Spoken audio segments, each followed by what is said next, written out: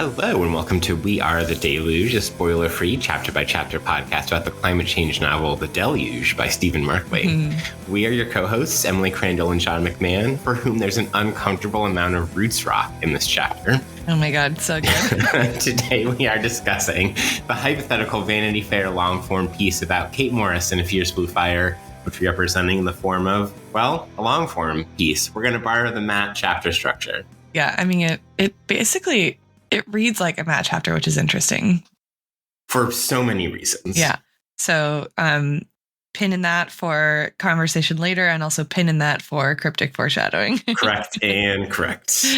Okay. So in our long form pieces, we start with a hook, lead, right? Absolutely. Which is, where from our infrastructure, I will. Our cultural artifact piece. So I went a tangent to a cultural artifact that I don't recommend except for to be plugged into what people on the right are saying about things that are important to us in this moment.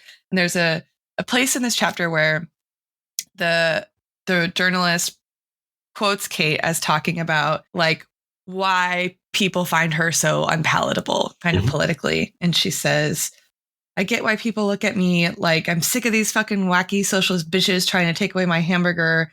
Hell, even I'm sick of Greta. I'm sick of AOC. I'm sick of the perverse media logic that takes the elemental emergency and juices it through the filter of celebrity at every opportunity. But we can't stop. None of us can stop. We have to circumvent the culture wars, get past personalities, and build a multi-layer or multi-year, even multi-decadal movement. I thought that this proposal that you could like go to war against the culture war almost to be very fascinating. And it reminded me of this right-wing millennial woman, like podcaster, blogger person who I have been following for a while, but who just recently got profiled actually in The Atlantic.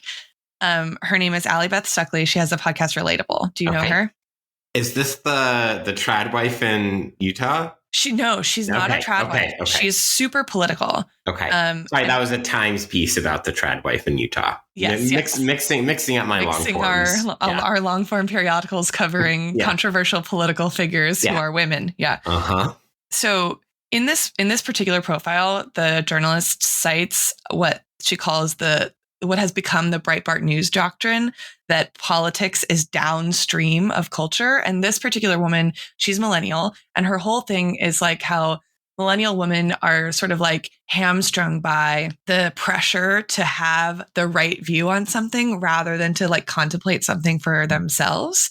And she is like just a fierce defender of outright conservative values. And like trying to convince people about why their like progressive views on something are not just wrong, but like not thought through. So it's very different from the trad wife, although she does cultivate a kind of like trad wife aesthetic, right? She has the made up face, the modest, but somewhat like suggestive of like hot for her husband underneath. Right. And she talks a lot about like why women have shied away from their roles as caregivers. So there's a nod to I think, or an attempt to kind of call in trad wives, but also like politically, right? And to motivate those people who agree with her on the social values to then go vote for conservative Republican candidates. So she's like anti-IVF, anti-abortion, like super, super Christian. And she talks a lot about like how her journey with Christianity changed. So I think she came up in like a kind of like Southern Baptist church in Texas and then has since come to like a pretty conservative traditionalist and interpretation of Christianity. But I thought like the way she talks about, or the way that Breitbart doctrine goes, right, of politics as being sort of downstream from culture, in a weird way, a little bit dovetails or is both dovetails and is intention with kind of, I think, what Kate is saying about culture. I think both of those parts are correct. Yeah. And I just thought it was really interesting to think about. Like, I don't think really the left right now in our current moment in this timeline has as many figures that are like controversial, profilable, right? Like quotable and like not politicians themselves as the right does, right? if any at all. Like, I can't think of anyone who's like an influencer on the left. And I feel like Kate is in this chapter, and we'll talk about this more, I'm sure, like trying to, that's sort of been foisted on her and she's running with it. And I think Markley might be doing a clever thing, which is inverting the paradigm of what we're seeing in our own moment, where like people are going to crusade in the culture war for the right. Mm-hmm. So I thought that was an interesting, I don't know, I'm proposing that as a potential way of reading this chapter.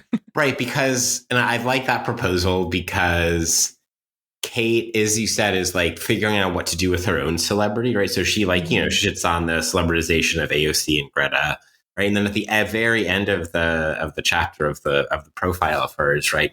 Something to the effect of like, I've come not to necessarily embrace my celebrity, but to use it, right? And I think that speaks to what you're identifying, and also that like Kate, I think, doesn't want politics to be downstream from culture, and like there is an intense and well thought out and intentional political strategy of Kate and of Fierce Blue Fire, and also there's a culture war stuff, or war against the culture war, that's going on too. Yeah, and I wonder what it means really to think about, or what it means to say we're gonna go against the culture war, because I have a hard time of thinking about how circumventing the culture war is not also like a cultural shift or staking out cultural terrain in like the broader war, right? So for Kate, it's a war against like climate disaster, right? Yeah. And the culture war is like distracting from the real war. Yes. But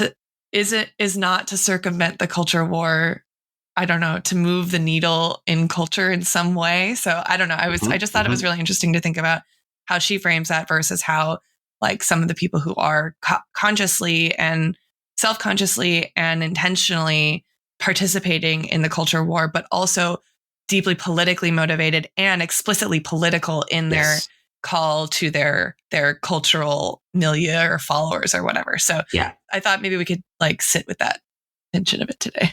Yeah, and I think we'll come back to all of those elements you just identified throughout our long form. So again, I'm assuming anyone listening to this podcast probably does not think that abortion is immoral, and that IVF, or it might have complicated things to say about IVF, but not just that it's like anti-Christian, right? Yeah. And so like, I don't know, maybe don't go give her a bunch of clicks and views, but like maybe read the profile, or, you know, get on those shadowy corners of the internet where you can access things without directing traffic toward them. I mean, I just think it's worth knowing what people are arguing when you are opposing them politically. And I think that's something we'll get into a lot today as well. I commend you on finding another way to bring your dissertation into this chapter, because this chapter is this is Emily's dissertation chapter. John, you see why this book, I was like, I can't believe someone wrote this book. Yeah. I do. I'm going to propose as a cultural artifact the album I Got Heaven by Mannequin Pussy, which I believe Emily is a fan of. Amazing. And so I saw them in Burlington in early August, so quite a bit earlier than folks who listening to this episode. And my proposal is that Kate would love them, right? Like, and that there's a little bit of the way in which, like, so the lead singer is Missy DeBeese, and the way that like her energy and charisma, like live, but also in interviews, right? There's a great interview with her by her of Yasi Salek from the summer, I think, or maybe of the spring.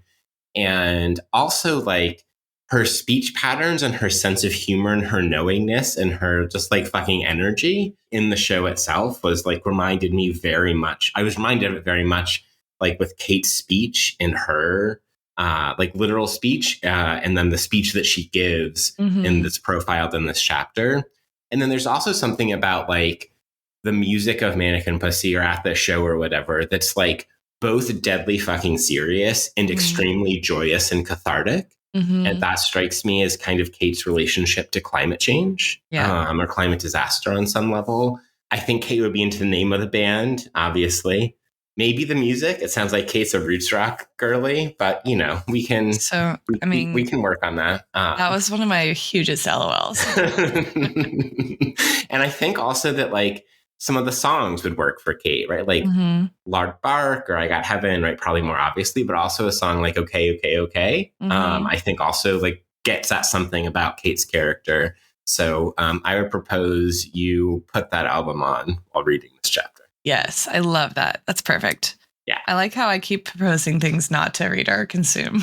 And you're proposing actually good things that people should listen to. I've got two smaller things that maybe will come back later in this podcast. But like I think other like perhaps a touch more serious possibilities are two movies, Jesus and the Black Messiah. So I was trying to think like what is the movie or TV show that like gets into movement building in relationship to a charismatic leader and to like questions of unorthodox political strategy. And that's what I came up with. Yeah, I think that would be great. And then also in so much of that too is like him speaking. Yes, right. Exactly. And the affect of the room, the crowd, the charge. Yeah, I think that's perfect. Yeah. And then Melancholia, just because I am a political theorist that thinks about climate. So I'm required by law to do that. And then also again, there's something about like the way that Kate talks about climate change. Sorry, that just really got me. It speaks to that movie, which I adore. Also, sorry, by law is funny on so many levels. Think about the meat of this chapter. Correct. Incredible stuff. Yeah. Well, speaking of the meat of this chapter, should we get into our summaries? Yeah, we should do our real intro. Okay. What you got? I went pretty short. I was interesting because I feel like this is maybe my own. I feel like there's so much in this, but also kind of nothing happens. But I think that's one of the things about like a long form piece is sort of like I imagine the challenges of titling a long form piece is like, what is the story I'm trying to tell, right? So you just have a whole bunch of observations and then you have to like create a narrative out of it. Anyway, I went with Kate makes political enemies through her organization of Fierce Blue Fire on all sides, parentheses, both sides, as she experiments with ways to be relentless, both personally and politically on climate. That's great. It strikes me actually, I'm surprised at what I did here, but like I kind of abstracted away from Kate. So here's what I went with. And I think there's a reason for that. An imagined long form profile of a fictional character in a novel resets the plot of the book, does efficient and effective characterization, and somehow manages to be a treatise on social movements, environmental politics, environmental philosophy, political strategy, gender and political celebrity, sex, death, and hope.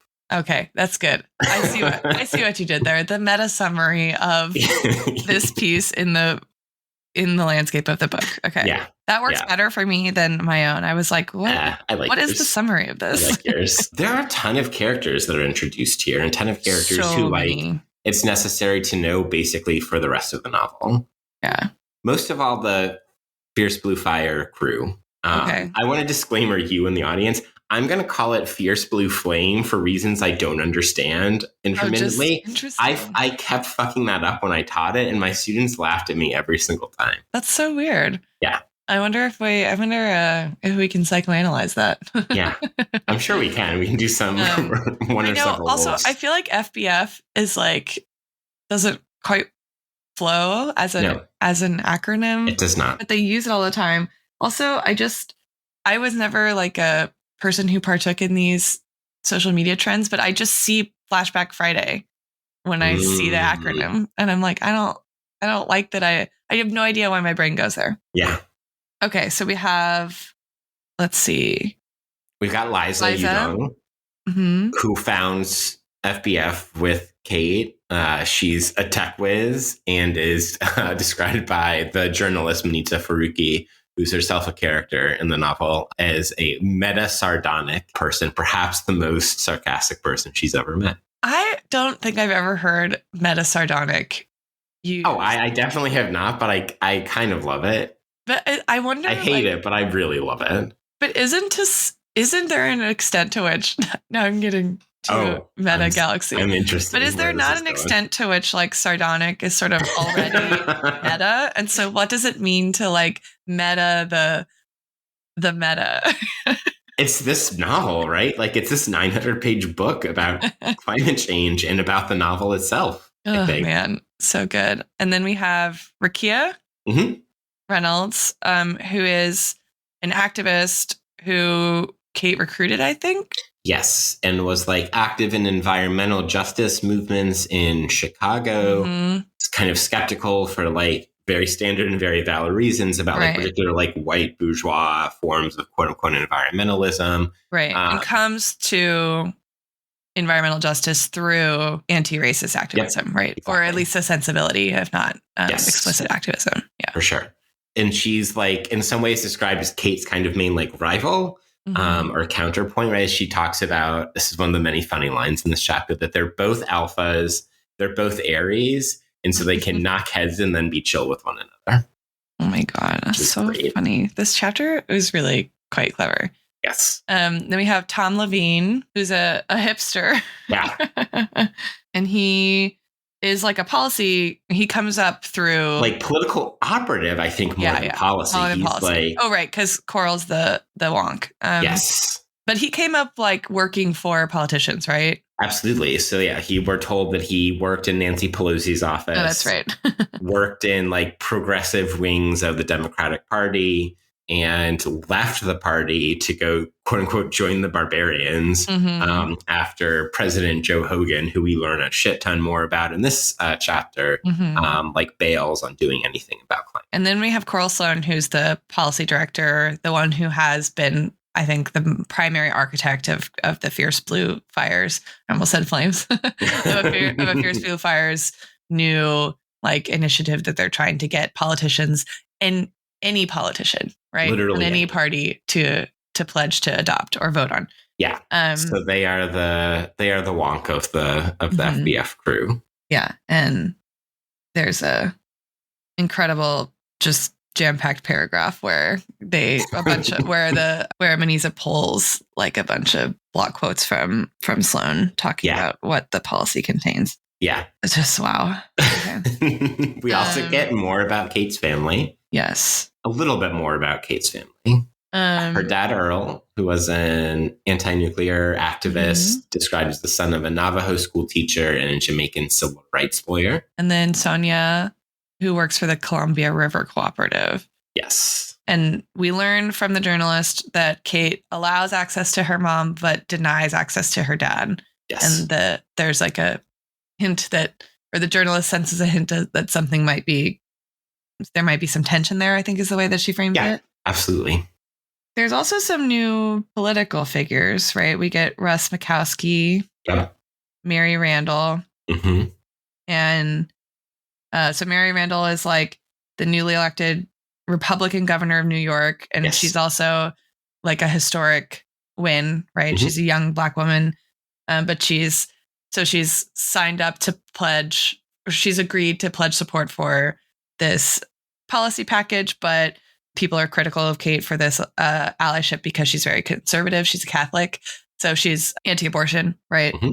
And then we have Russ comes back, right? Makowski? Yeah, and Mary Randall too. Okay. I thought I remembered both of them as relevant. So Russ is the guy who's a neo-Confederate Republican who ends up replacing a longtime Democratic. It's like it's Joe Manchin, right? The book stand-in for Joe Manchin, like quite hilariously. For Joe Manchin from West Virginia, right? A longtime Democrat who gets ousted by Fierce Blue Fire because they sort of refuse, right, to agree to the grand scope and scale of this climate package, and so Kate goes boots on the ground to organize for this neo-Confederate Republican running against him. Well, no, organizes for the primary opponent. Yes. Sorry. To Elmer. Yes. Who then lose, and the primary opponent wins, right? The FBF back candidate wins, and then like gets crushed by neo-Confederate. Right.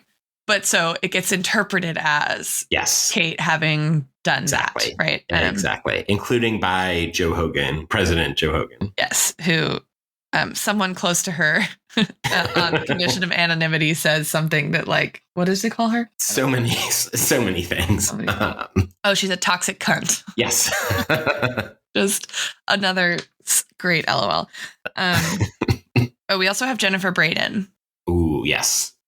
Who there isn't a ton of, but as far as I can tell, she's like a right-wing star of... She's the person you identified earlier. Yeah. but like in this new social media platform, which is a sort of VR platform, and the spaces that they occupy are called worlds with an E. Yes. Yeah. And so I don't know, it doesn't name drop her world, right? They don't have names. The world, or my students insisted we call them worldies. Like to separate out that word from other words. To make fun of them, because I pointed out that like you can tell Markley's beliefs about the metaverse by the fact that he named this fucking company Slapdish, and that their cool, innovative like tech name is Worldies with an E. Yeah, that is funny. We can call it Worldy. Yeah. So I suspect we'll learn more about her and more about Worldies.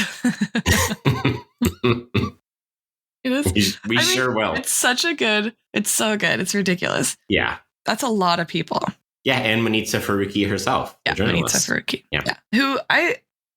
And I'd be curious, we could talk about this when we get to our discussion of the form and style, but she's very much like a character in her own profile of Kate. Absolutely. It's another thing that's scanned extremely millennial to me. Right? Like the kind of millennial that's like a little bit and has made it into something like Vanity Fair, like a little bit ahead of her time in some ways. Like my guess is that like if she were a staff writer at Vanity Fair, she's like the youngest staff writer at Vanity Fair. Yeah. So, God, there's so much good stuff in here. Yeah. Making all the parts fit together is just an impressive feat, just on this character level, before we even talk about the insane amount of like political plot and context and questions and themes. Yeah. That get raised here. Yeah. We should do that though. Okay, let's do that. We'll go to our context, we'll go to our framework. I'm going to throw it to you, Emily. This is, I think it's safe to say, the most environmental politics, environmental political theory chapter of this entire book. So like in that giant universe of this chapter, where do you want to start? Maybe we could start with, let me just list a little bit of things that I think are sort of really woven together quite nicely to the point that you were just making, and we can pick a thread. But right, like there's a sort of layering of analysis of like what the nature of climate change as a political problem is, which is like a huge part of EPT, right? Like what kind of political problem is climate change? There's also just like the nitty gritty ins and outs of electoral politics, right? How do you mobilize a voting bloc about an issue that they maybe don't see themselves as implicated in, right? Which is both, and this comes, I think, also dovetails with like environmental philosophy, right? It's both a question of strategy and a question of institutional processes, but it's also a question of like why people vote, right? An ethical question. Can we mobilize a broad enough base that feels ethically compelled, right, to care for the planet and to put their sort of money where their mouth is in terms of votes, right, to that cause. So there's that again, both that ethical and kind of like political strategy question. And then there's the question of like, what can the state do? What existing kind of infrastructure, procedure, precedent do we have that we can tweak and put to the service of questions, problems, issues, things that emanate from this political problem of climate change? And there's so much of that discussion here. And I feel like, to me, that's like the meat of what like political science studies of the environment or in EPT is doing. Right. Like, and I think about it as a kind of like in EPT in particular as having two strands, like really broadly too. One is like, how can we mine like political theory or political science for like existing things that we can use, right, for this new problem? Or there's the like, what are the limits, right? And where do we need new things? Because and there's the question that I think cuts across both which is, to what extent is climate change like a new political problem, right? And so to me, I think this chapter is asking all of those questions, and it right, we get like name drops, we get like environmental racism. We get a sacrifice zone, the zero emissions revolution, right? As like a kind of catchphrase. So I think we could talk about any of those things, but I do also think this, like the actual proposal itself, or what the package looks like, is just super, super fascinating. So we could start there. Even. Yeah, let's start with the proposal. It's Green New Deal, but Green New Deal, like the most intense version of it you've ever seen. Yeah. And then a lot of additional things on top of it, right? Mm-hmm. So like it starts with kind of classic just transition sorts of things. Does it have a different name than Green New Deal? because Kate's over green, right? Like fuck green is branding. Green. But I don't think it has like an actual name other like a catchy name. Okay. So it kind of starts with like classic just transition things. We get a great quote from Coral about that. And then like Markley has Monitza Faruqi like walk through all the kind of, the strongest possible version of Green New Deal stuff, like decarbonization and renewables and all of these sorts of things, and on and on and on. And then like the thing that's framed as the kind of biggest innovation, and in some ways like the strongest and like most controversial or kind of most demanding part of the proposal, is the carbon pricing shock collar. And this is like such a fascinating way to think also about not necessarily leftist, but like progressive or liberal in the US context, thinking about environmental policy from like Obama through today, because it's like Kate and Coral are talking about how carbon pricing itself isn't the problem. It's that no carbon pricing proposal has like ever been anywhere near strong enough. Well, it's not punitive. Yeah, exactly. Yeah. Exactly. Thus the shock collar. And so it's a pure tax on all carbon, right? All carbon, no production or emission. Yes. It just says pollution. Pollution. Okay. Yeah. Great. And 100% of the revenue gets refunded back to the population. It starts at $50 a ton, if I'm remembering correctly. And then if carbon emissions or greenhouse gas emissions don't decrease, then the price raises over and over and over again until it is punitive enough.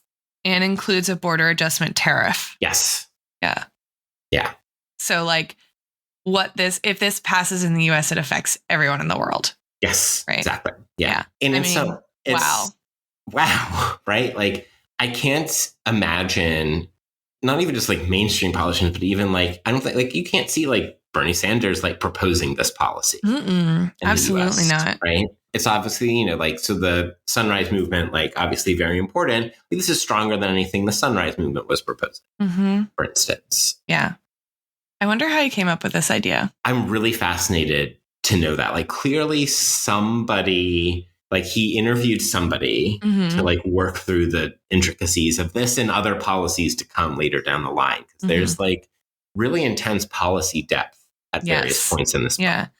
I think what's interesting too, right? So this policy is just, I think, a little bolder, right, than anything I've seen and in anybody working in like EP or EBT actually propose. And in part, I think because a lot of political science stuff on climate change is not just interested in what's necessary, but also what's feasible. Actually, I think there's a debate, right, between whether our scholarship, our time and energy and scholarship is better focused on what's necessary or what's feasible. Right. And then there's also like a debate about how to bring those two things closer together. Right. Yes. And I think folks who are like, forget what's feasible, let's think about what's necessary. This is where they want policy wonks to go. Right. And for the people who are like, what about what's feasible? We have Kate narrating a political strategy that is like completely disavowing tradition, disavowing like partisanship and like long ingrained political relationships, right? And not just circumventing the culture war, but a little bit like circumventing politics as usual in terms of process, right? So it's not just like, and it's like, let's vote, but it's not like, let's get out there and vote for the Democrats so that we can have a Green New Deal. It's like, let's go hard after people who just say they'll do it and see what happens. Yeah, exactly. Which I think is just like I've never seen that in a political science paper. Yeah. Anywhere. Yeah. I think, so, I mean, the policy itself is just like, for the reasons particularly just articulated, is just like a brilliant kind of like stroke of not just writing a novel, but of like, political theorizing itself. But it's, I think in some ways how that gets paired with the comprehensive like social movement strategy of Fierce Blue Fire that like takes, this idea of like an insider outsider movement or strategy to the extreme, because they're literally doing everything from like nonviolent civil disobedience through like the most kind of like day-to-day grassrootsy institutional electoral organizing. And everything on that spectrum is something that Fierce Blue Fire does. And it's also like trying to build these alternative communities, right? These outposts, which are, let's build, alternative structures, spaces, whatever, that are like kind of outside of the state, but then they're using those outside communities to pressure the state, right? Because they're like, we're going to use these outposts where there's, it's like zero carbon energy for the communities, where there is like, community gardening, like fully. There is, recovery and addiction treatment, right? For anybody who wants it and like will come on and sign it. Like, it is a self-functioning community. Regenerative farm, right? Like exactly. Solar, wind technology. Yeah. And then using those things like public to, try to put pressure on the public officials, right? The elected officials from those regions, which are in sacrifice zones, right? Including one in Ohio, which I thought was interesting for keeper reasons. And then also putting pressure on public utility commissions, right? So again, it's this like, we're building this outside alternative structure and community and like political community, and we're still going to interact or interface with that. So like, I think that, much like you articulated correctly, I think that this policy proposal kind of cuts through or like circumvents the necessary feasible debate. In some ways, like the idea of Fierce Blue Fire in this book, at this point in this book, like circumvents a lot of like conventional like reform revolution dichotomies or insider outsider dichotomies in really thoughtful ways. Markley gets it right that like the people protesting outside of the outpost in Phoenix are like militia guys with guns and anarchists. Yes. Yeah. I think it's, I mean, maybe not anarchists, because there's a little bit of like self-organizing for the outposts that I think speaks to some anarchist principles. But do you think that that's Markley's sort of like cheap shot at like anarchists, that they're more likely to protest outside of a community garden than they are to start one of their own or something? I think you might be right about that. Well, I was trying to think of like, okay, well, what is, from a just pure like, what is the appropriate analog for Fierce Blue Fire as a social movement? And like the best I could come up with is it's Occupy that's made hierarchical and is explicitly trying to do institutional insidery things in addition to what else it's doing. That's the best I came up with, right? Because like there's like elements of Zuccotti Park that like are paralleled in the outposts of Fierce Blue Fire. Because like the analog's not Sunrise, the analog's not Extinction Rebellion. So that's what I could come up with. Yeah, and I do think that two-prong approach, right, is like, one, for Kate, it's her whimsy and her like fun-loving, beauty-seeking like nature, right? That like, I don't want to fight if I can't listen to roots rock all day long, right? Roots rock is what, like the Black Crowes? I don't know. Like, what is roots rock? I think it's like a catch-all term for like folk, but like not Americana. I don't know. I think it's like it's like roots rock or Americana are like the two genres of like folk or something. Sure. I don't know. At first I was like, is that made up? Like, it's definitely a thing. I know it's real, but I just think it's funny. I think it's a umbrella genre for like a bunch of different subgenres. Yeah. Okay. So I'm just doing a quick wiki perusal, and I think the band that actually that's mentioned here that to me like most says roots rock is Los Lobos. Oh, okay. Yeah. Yeah. Okay. So Kate wants to listen to Los Lobos and really to the cause all day long. while she fights for climate justice, right? But it's also her like putting her money where her mouth is, literally, yes. Right? So like, I'm not just talking about agitating at the highest levels for people to make moves on climate change. I'm not talking about saying you'll do something, getting into office and not doing anything. I'm talking about actual action. So who could I be as a person who's like undoing partisan politics, right? If I'm not also willing to live the thing that I'm advocating for. So I think it's both like really, and who is it? Which one of her team is like Kate has mostly bad ideas?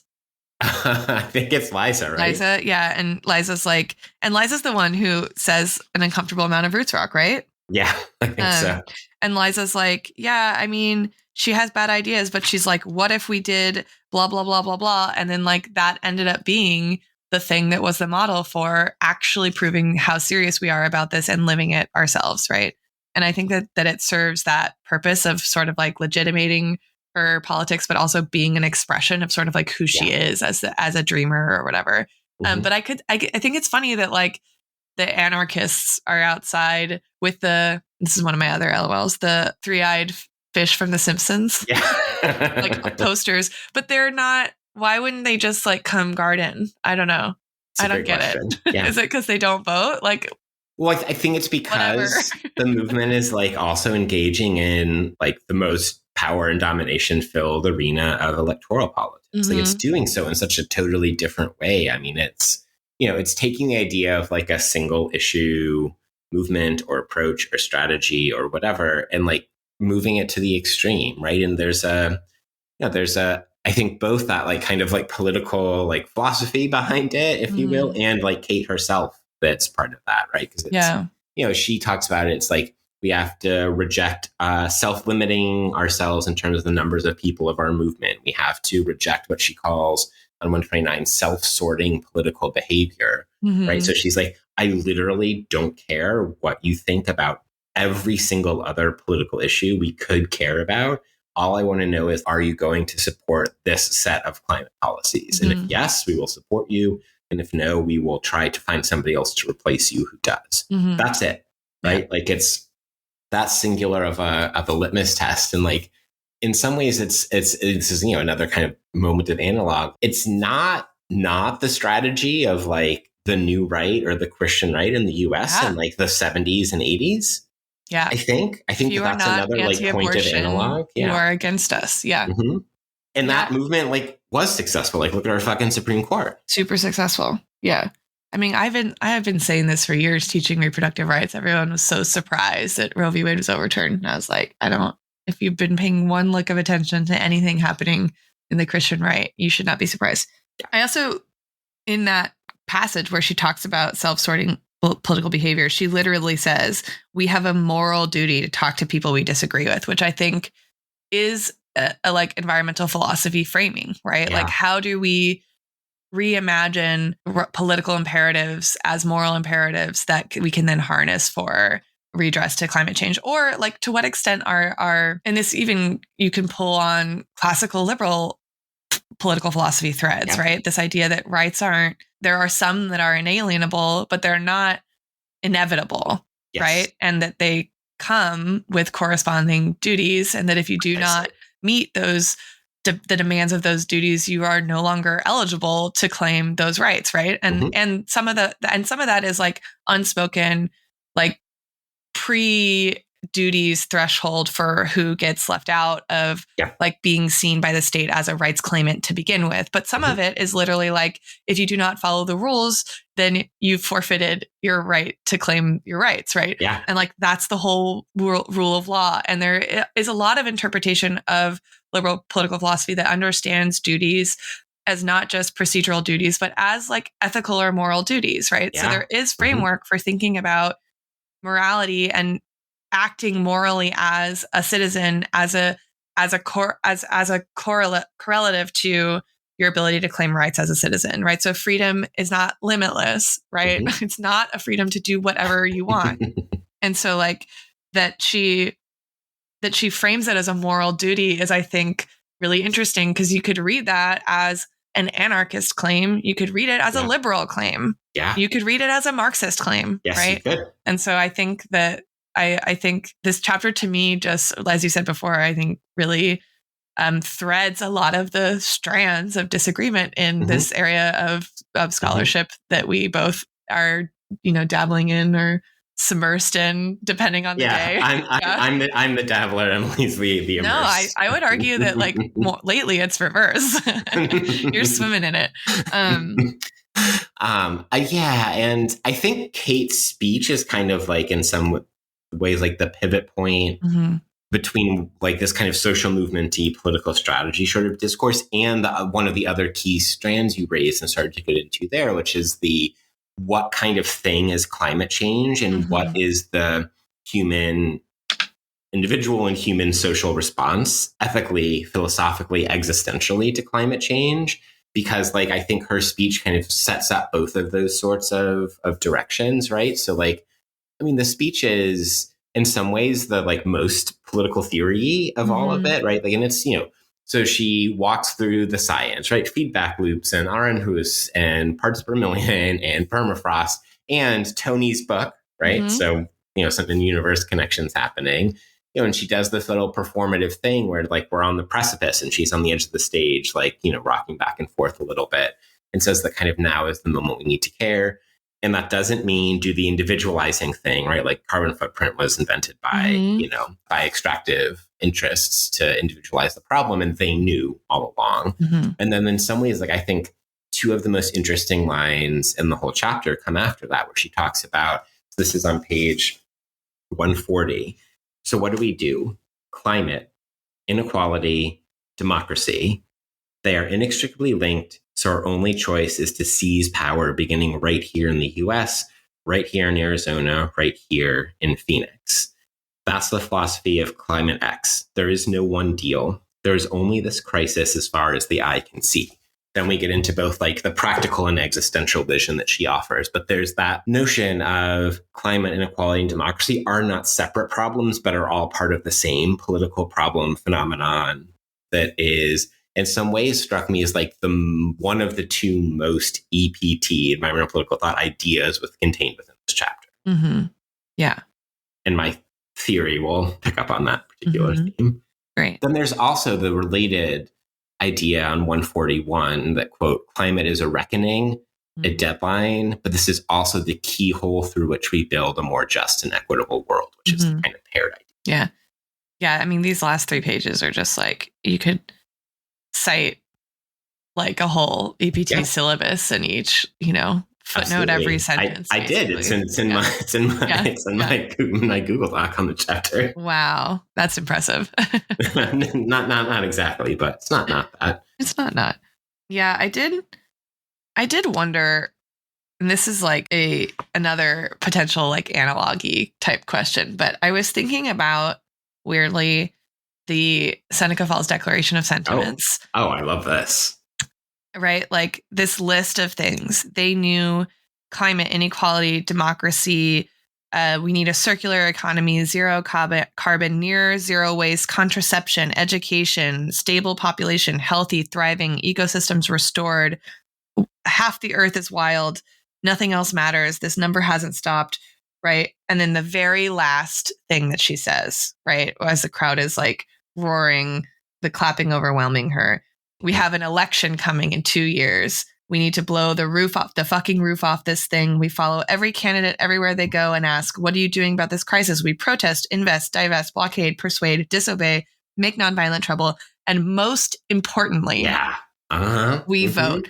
Every race, no matter what, if there's no one worth voting for, bitch, get yourself a clipboard, get your signatures, and get yourself on that motherfucking ballot. Right. And I was thinking about the suffragists versus the Emma Goldman argument about whether adding suffrage in a way undermines the cause of women's emancipation, because what women are asking for really, and if you read the Seneca Falls Declaration, right, they're asking for a super substantive, robust emancipation. This is what I always talk with my students about, right? It's social and economic rights in addition to political rights. In addition to political rights, but it ends up being suffrage, the vote that they ultimately organize and get boots on the ground for, and it fails, right? Like for a long time. And there's a sense, I think, even then, that like the vote alone isn't going to deliver us the things that we're asking for, right? Like it almost wasn't even included in the original declaration.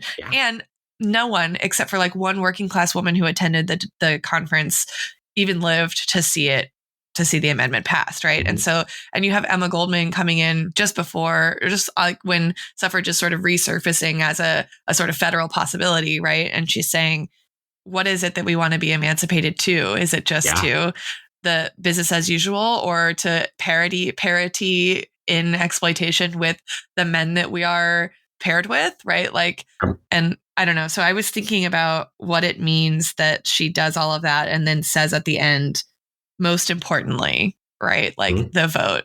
I thought that was another, I wonder like how self-consciously Markley did that. That's a great question, right? Because it's another thing that's kind of designed, maybe implies too much like authorial intent or whatever, but seems like designed to kind of piss off everybody, which is perfect in keeping with this chapter and with Kate as a character and with FBF as a movement, right? That it's like, okay, if you're like just like on the like a hardcore leftist, if you're an anarchist, she like draws a limit at nonviolence, right? So like diversity of tactics, but only nonviolent. Right? And B, the most important thing is voting. Whereas if you're like, you know, a kind of mainstream, like liberal or progressive US context or whatever, like all the nonviolent trouble you're going to say is counterproductive, is bad name for the movement, like, you know, creates this whatever. It undermines legitimacy, blah, exactly, blah, blah. All of those sorts of things. So I suspect that there's... and the imperative to vote is a moral imperative. Yes. Yeah. So it's like, it's so much of this book is about how singular Kate is, but how necessary a singular figure or idea or movement or policy or whatever might be for addressing or, you know, responding to climate change. And there's something about like that particular framing that you've called our attention to that I think highlights that. I have another question about framing that sort of moves us out of the EP. Can I offer two more? Yes, please. Okay. One is speaking of like Seneca Falls or something, this is actually where I thought you were going to go with the Seneca Falls thing. And this is on page 142. I've got my eyes wide fucking open. Maybe our notions of liberty and democracy are fictions built on exploitation, and we just happen to have lucked into the moment of the greatest plunder and consumption and called it freedom. But I really do believe what we leave here, we have the two most consequential experiments in the history of humankind. The first is the uncontrolled dumping of greenhouse gases into the atmosphere. You know how that ends. But the second is an experiment in human community, in democracy and organization and compassion, our willingness and ability to confront this emergency arm in arm together. And it's that simultaneous like recognition of this is a system and a country and a set of institutions and laws and a people and political ideas founded on exploitation and violence. And nonetheless, this great experiment that I think so encapsulates Kate as a character and like a certain kind of like political orientation. Yeah, I do think I think experiment is such an interesting framing too, because I would argue that's like where early American anarchists, at least, who weren't initially wholly rejecting of institutional politics or of like seeking elective office, right? I think that that's how they envision democracy, right? So the liberal view is democracy is inevitable. The sort of like leftist anarchist in the early American context view is that it's an experiment and we're not doing very good at it. So we need to like dramatically change some of the specifics, right? The processes, the institutions, and so guard against some of the like harms and failures. And that like that lowercase d democracy is still a sort of like philosophical principle in other visions of what collective life could be organized like that aren't so tied to liberal values of individualism or industry or whatever, right? And I mean, to take your earlier point, there's also like even a liberal version of that idea and like a very particular reading of someone like John Stuart Mill, right? Yes. Yeah. Like in thinking about experimentation. And so then that was the kind of one thing to highlight. And the other is how much this chapter is about like, how are you going to come to care about and respond to climate change? Right? Because we actually get in some ways the kind of I think one of the best lines, one of the ones that most made me think of you, Emily, from Matt, right? When we first came to DC, I was pretty much like, global warming, sure, whatever. Maybe someday you can get back to the bison, crazy lady I love. But suddenly I was living with a woman who gave me homework, and it really was like a religious conversion. That's the line that made me think about you. I get why sometimes even smart people can't look directly at it. The implications are just so profound and frightening. Yeah. Right. So that's kind of Matt's, perspective. And then Kate's is slightly different, but I think kind of paired with that. Right. So she says, we have a precious handful of years left to act. And I promise you this, if you do not join this movement now, you will wake up 10, 15, 20 years from now and feel sick that you didn't do everything you could during that sliver of time when we still had a chance, when we hadn't yet fallen over the brink. And then she ends with this last stand, including like the risk of catastrophe and mass death and extinction, is like also kind of fun and beautiful. Yeah. So we can again have the like mundane and sublime. Yeah. Yeah. So good. Yeah. I think it would be fun to be like, not fun, but also like super nerdy to be like, let me find a citation for like every point that is raised in this chapter. Yeah. I do think it really, that's why I was like, this chapter is a fictional rendering of like almost every strand or thread of debate in environmental political theory. Yeah. I just think that's really impressive. Does Markley know that he did that? I hope so. I hope we get to ask him someday. Yeah. Incredible. Okay. So I was also thinking in terms of threads and sort of weaving everything together. I was just mapping out like the different pieces of kind of like Kate's life that are profiled here. Cause this is a profile of Kate. Yes. So we get like the juxtaposition of her record as a kind of grassroots organizer, like what she's doing on the ground. We get an account of what she's doing in electoral and institutional politics.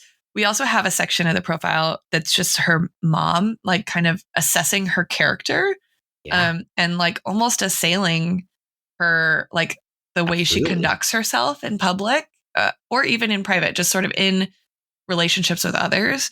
We also get like a description of her team and their dynamics, right? They're like who they are to each other.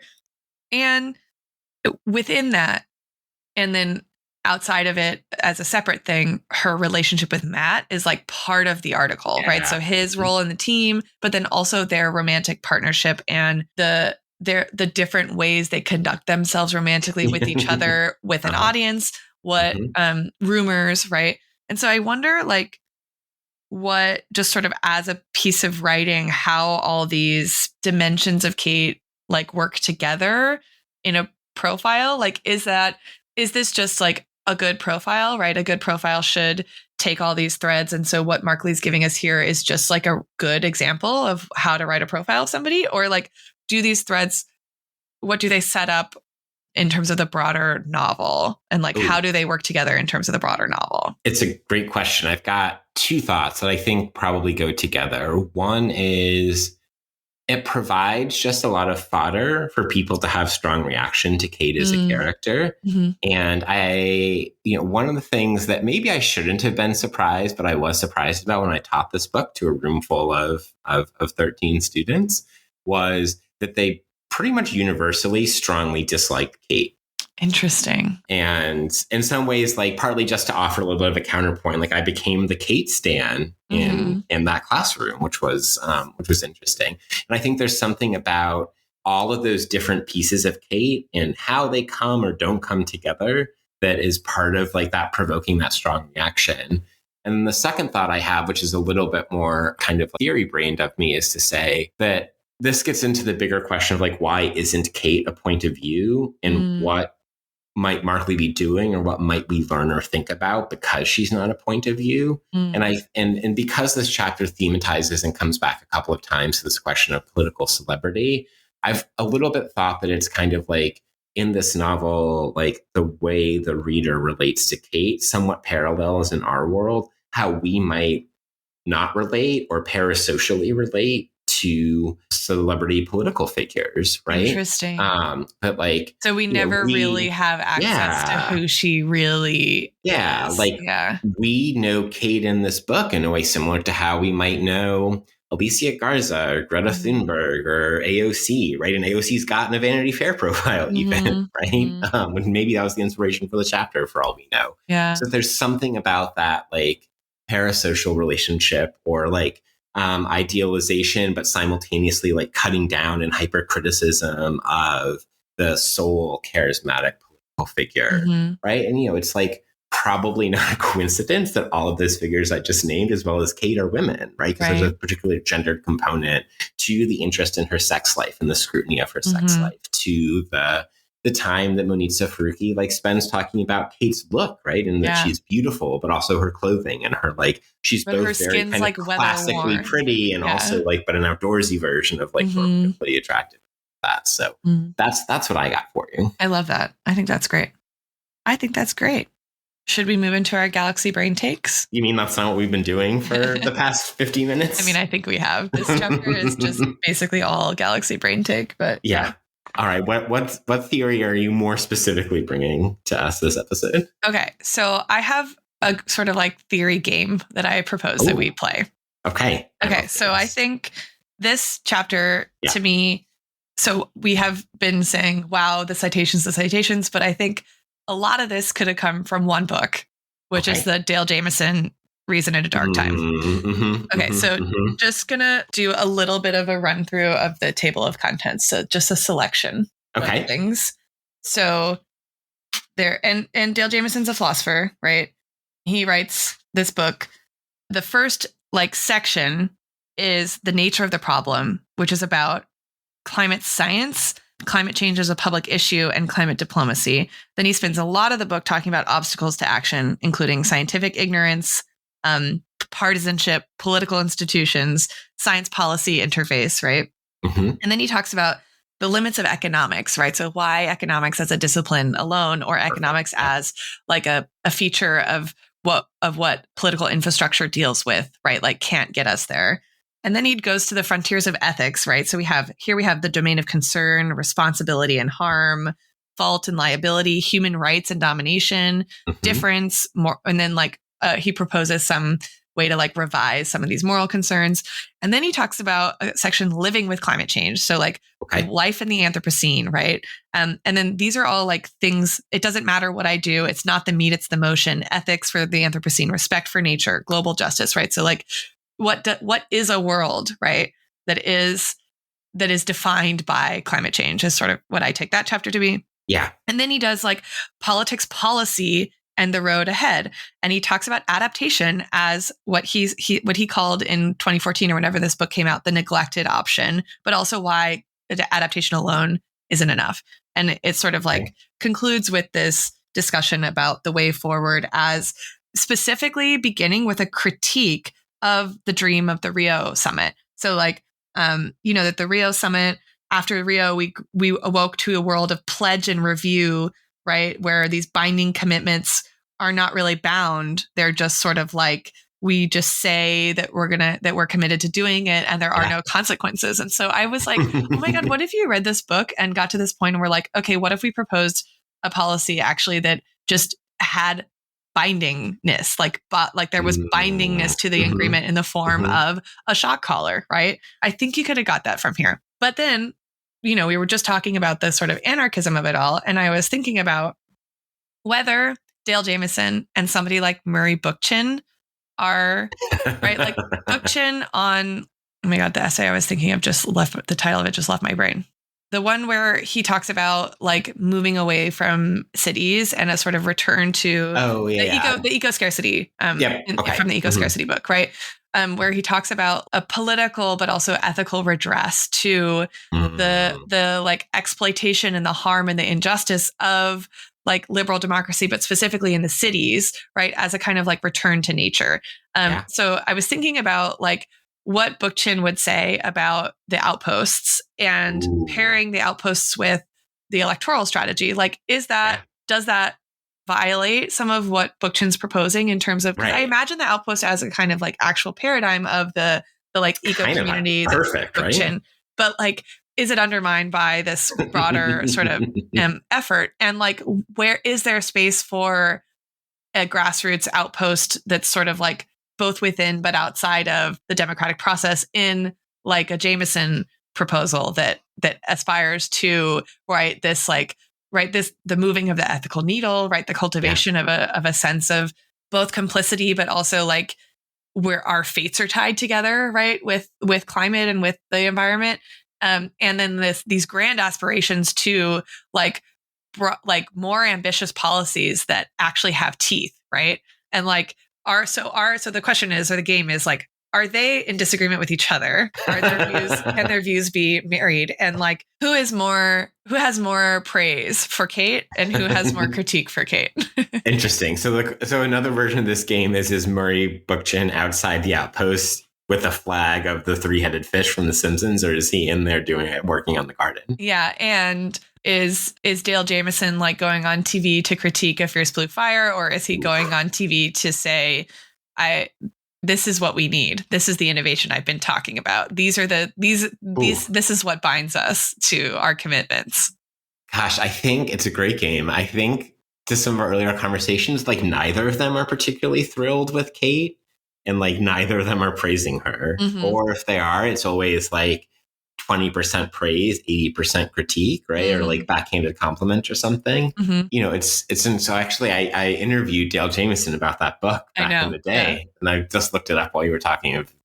There's an interview online from 2016 about it. And yeah, there's something about like Kate's character and like joie de vivre that I think is not philosophical, right? Mm-hmm. And that I wonder, I think that Jameson, perhaps more so than other kind of like philosophers of whom he's similar to, like might have a little more room for kind of that experimentation in personality. Mm-hmm. Like this is the like Nietzschean Dionysian element in Kate that's always there. And I wonder if that kind of like repels a certain kind of like philosophical like asceticism or like strictness or something, which again, I don't think that Jameson falls into that in a way that like others might. But maybe we could see Jameson writing an article where he submits transcripts of her speeches to a kind of like philosophical, investigation, right? Like what are the ethical implications of some of the like drawn out to their conclusion of some of the arguments that Kate makes or something like that. Yeah. Or something like the emphasis on this is the only single issue or something like that. Mm-hmm. And then the Bookchin part, like I'm thinking specifically about an article that I taught last fall in an EPT class. It's by Marco Rosari Rossi in Capitalism, Nature, Socialism from 2022. It's called the Sanders Bookchin Debate. Mm-hmm. And it's about when Bernie was mayor of Burlington and Murray Bookchin like lived right around Burlington. And like the number of times they found themselves on the opposite ends of political issues. Interesting. And like in the rubric of that article, like, Bernie was kind of like the Kate character and Murray Bookchin was the Murray Bookchin character, hypothetical character in the universe of whatever. I've lost my analogies.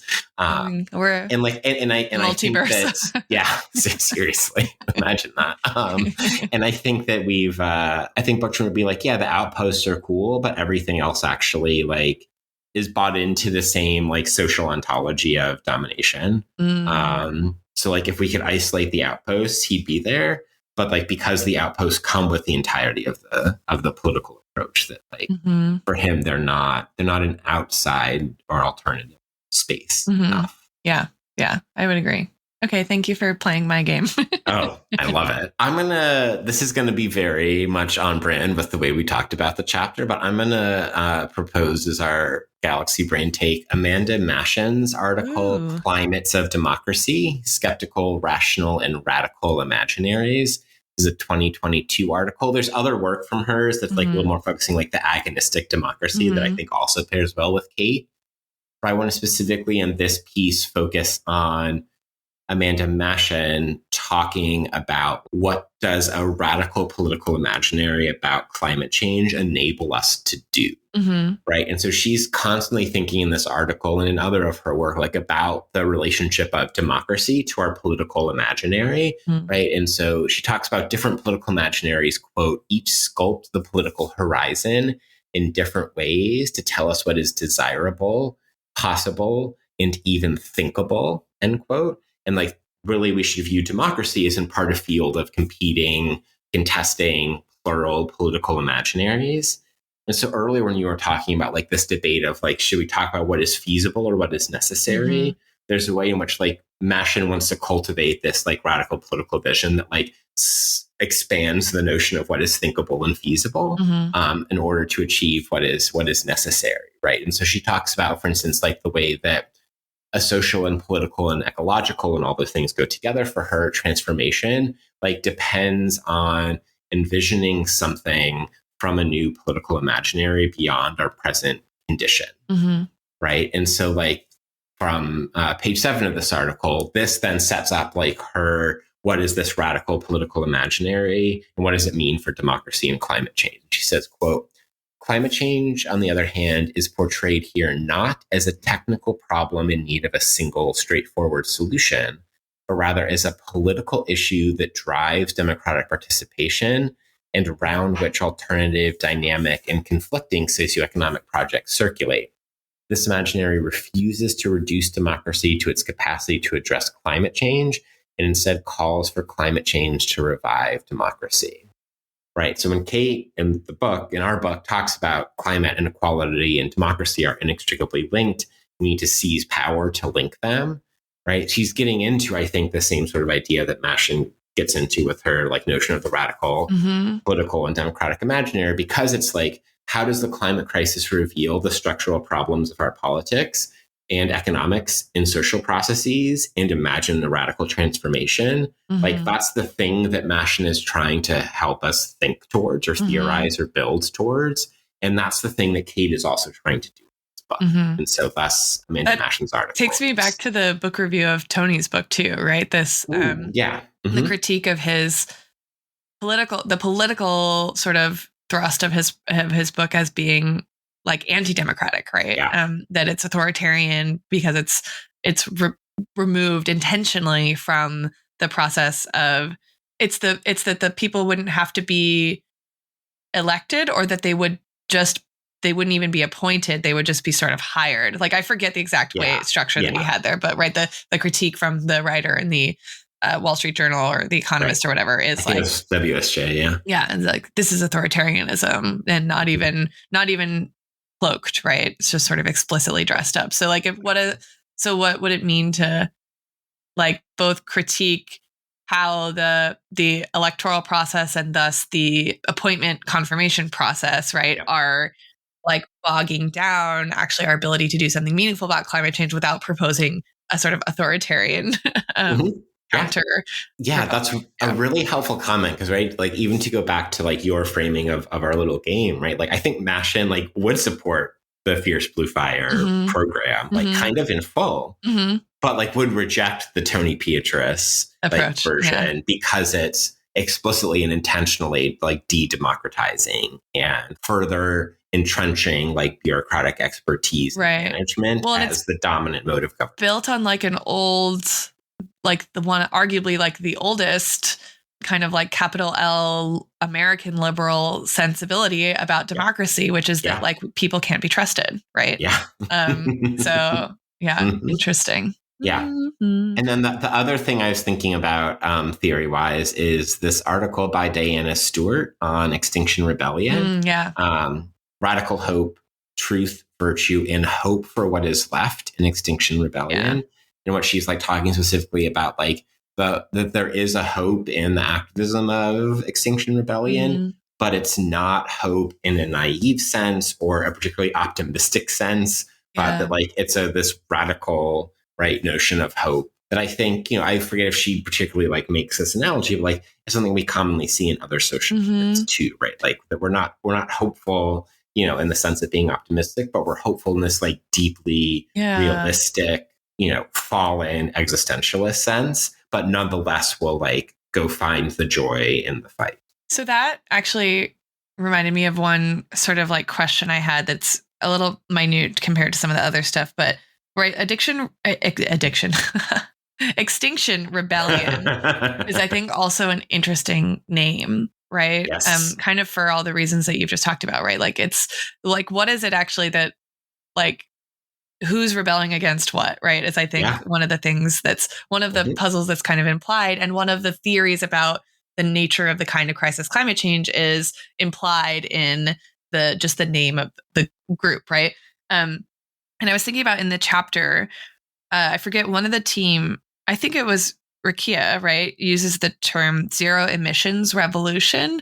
And I was wondering what kind of, what work calling that a revolution does. Is it the work of saying like, this is a revolution of the technological innovation type, right? Like, and so like we're at a sort of flashpoint where politics has not yet caught up to this paradigm shift in like how we organize the means of production, right? Yeah. That we have the technological capacity to exist with zero emissions, but we haven't caught up yet? Or is it a little more like boots on the ground, like we're leading the rebellion, right? Or the revolution against fossil fuels and for zero emissions? And then like, what is the relationship between those two readings of like the use of revolution in this context, right? And we talked a bit in some early chapters about like, you know, the nature of a kind of scientific revolution and discoveries and like that kind of thing versus a kind of political, versus if that is even really the right way to thinking about it as a political revolution, right?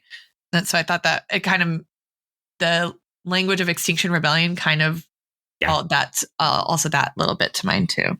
Absolutely. Okay. We've been talking. Do we have anything else? I don't think so. Just to point out that Climate X gets a shout out in chapter, which we appreciate. Right. We love Climate X. Yeah. One of the questions, if we ever got to interview Mark, I'd want to ask him if he's familiar with Climate Leviathan. I mean, he's got to be, right? I think so. Okay, we've already talked about a lot of LOLs, but there are still, I still have so many on my list. Yes. There's also like a bit of a meta sardonic moment here. And this is where like, I think Stephen Markley is like kind of putting himself into Kate in a certain way, like in our shared belief that this is a really funny novel. So this is 125. This is Kate. If you think about it, this is all kind of funny. And then the next page, personally, I think this requires some motherfucking gallows humor to keep your shit level, which I think is extremely true of this novel. And so that's a little bit of like Kate is Markley and the like justifying, wink.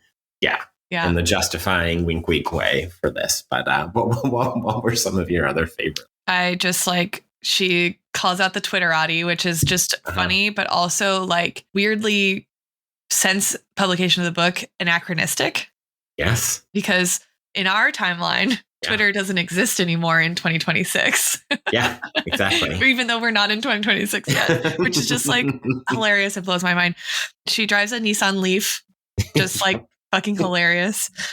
Uncomfortable amounts of roots rock, obviously. Yeah. I loved her starting off the speech with, not kidding, I'd sleep with everyone in this room, gender agnostic. Just incredible. So funny. I also really was amused by the fact that like the caucus of Republicans who are coming together to advocate for this climate bill are called the Green Tea Caucus. It's just like so fucking funny. Yeah. The green that one of the, I forget, Mary Randall maybe calls this policy platform the Green Trident is hilarious. And the Kate's like, fuck all that green stuff. I'm over it. Yeah. Green Trident because it's like nice and militaristic. So right. It's just hilarious. So like you in our world in 2026, like, you know, if Harris is elected, like the military is going to put out like a fucking policy book called the Green Trident, like greening the American military. 100%. Okay, we already talked about the Simpsons nuclear fish, but I just wanted to flag that this is the second potentially Simpsons reference or Simpsons related like funny thing, right? That first it was the we talked about the meme, right? What is it? The hottest summer is like the coldest summer of the rest of your life or whatever. I feel like there's like a lot of Simpsons humor. Yeah, definitely. I'll call out Rakia and Tom a little bit as well. So like the full Rakia line kind of needs to be read. Yeah, I'm here because of the white girl. She jokes with a sly shift of her eyes to Kate. Kate, of course, being multiracial, being the joke. Kate and I work well because we're both alphas, both big personalities, both Aries, so we can knock heads and then be chill almost 20 minutes later. And then Tom is just really, really funny throughout the entire novel. He's one of the best sources of millennial humor. When that didn't happen, I jumped ship and went to work for the Barbarians. So I lost my good apartment and my girlfriend left me for a lobbyist. That's all part and parcel for this town. So maybe I'm a double agent. Maybe I'm just trying to drown this miserable fucking city. So good. Incredible. I mean, and like the irony of going to Climate Justice to do that is incredible. Yes. Okay. Also, the band Dead Patriots is not a real band, right? I think correct. Okay. Yeah. What kind of band is the Dead Patriots?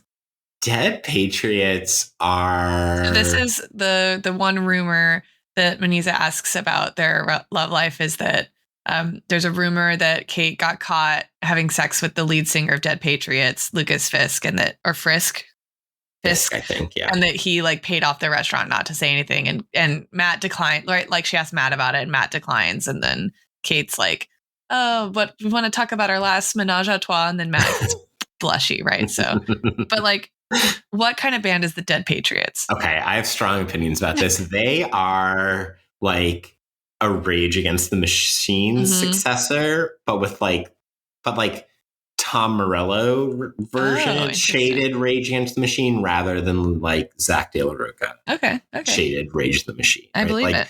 A little more open to celebrity, like a little more open, like to using the wealth by being a popular band.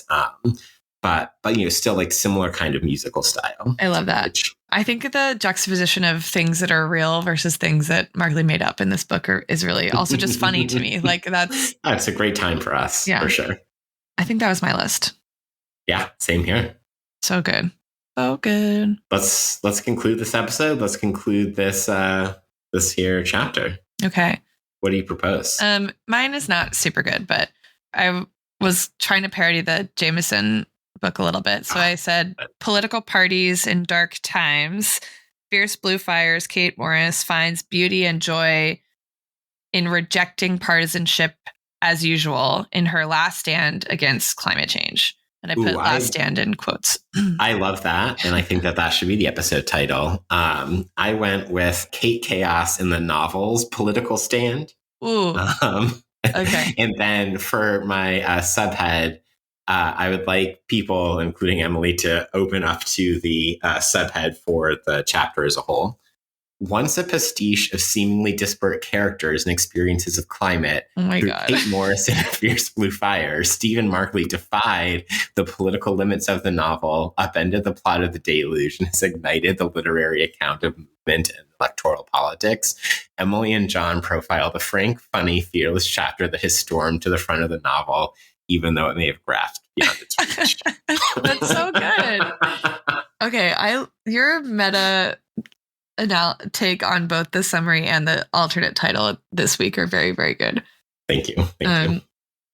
Yeah, I mean, I think yours should be it, but I think we combine your title and subhead together into one giant title, and then we go with my long meta subhead. Great, I love that. Just like cram it all in there. Yeah, exactly. I mean, that's the method of this book. So, intentionally so, but it's also the method. Oh, so good. Okay. All right. Up next, we've got the second Tony chapter entitled Magic Mountain. Giant freaking literary illusion right there. Wow. I'm set in 2027. Be up next. Awesome. Very excited. Thank you, everybody, for tuning in to We Are the Deluge. And we are the Deluge.